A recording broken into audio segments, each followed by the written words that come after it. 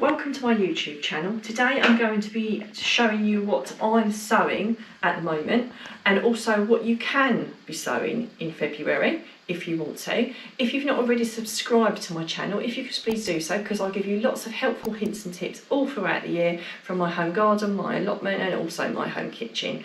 Now, one really essential bit of kit that I would recommend if you're starting seeds off this time of year, because you're pretty much going to be starting them off inside, either in a heated greenhouse or in your own home, is a heated propagator or a heat mat. It makes such a big difference. I've got a propagator, I've had it for years, and it makes an enormous amount of difference of the germination being one, successful, and two, being really quick.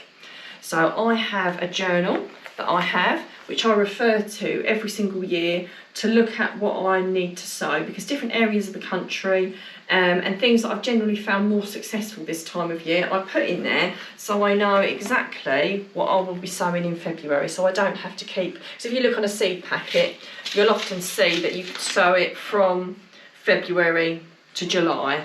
Now, all depending what it is, personally, some things I would sow earlier and some things I would sow later. But it's all down to personal choice, because if you don't like some of the things that I personally eat now, you would probably like to try other things that are things that you'd actually, want to grow and want to eat yourself. So if I just run through the things you could be sowing and the ones that I'm actually personally going to do myself. Now, some of the things you could be sowing are radishes. Now, I personally won't be sowing them just yet, but you could if you wanted to.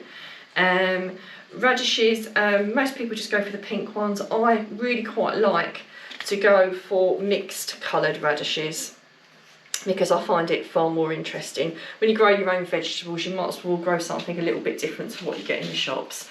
Something else that you can plant, you could start off, is your parsnips, so you could start those off. I personally wait for it to warm up a little bit more and I just direct sow them into the soil.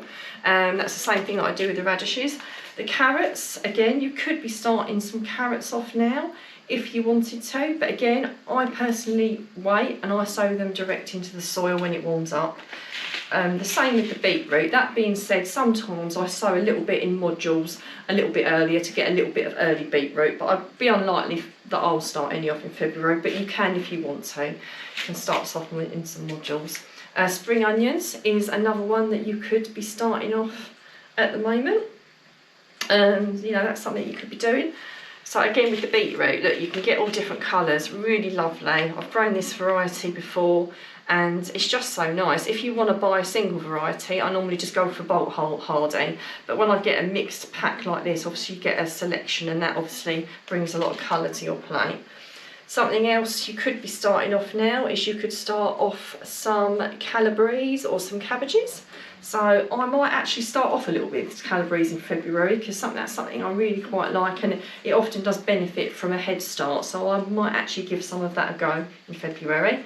And cucumbers you could start off now under cover, but I personally, again, wait a little bit longer. It's a long time before they can go out, and they've been very much affected by the frost, so I start them off about the same time I start things off like my courgettes and squashes.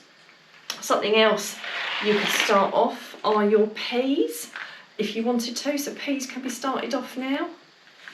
So, and let's move on to the things that I actually will be starting off, and I start off every single year in February. Now, salad leaves and salads, again, I'll definitely start some salad off.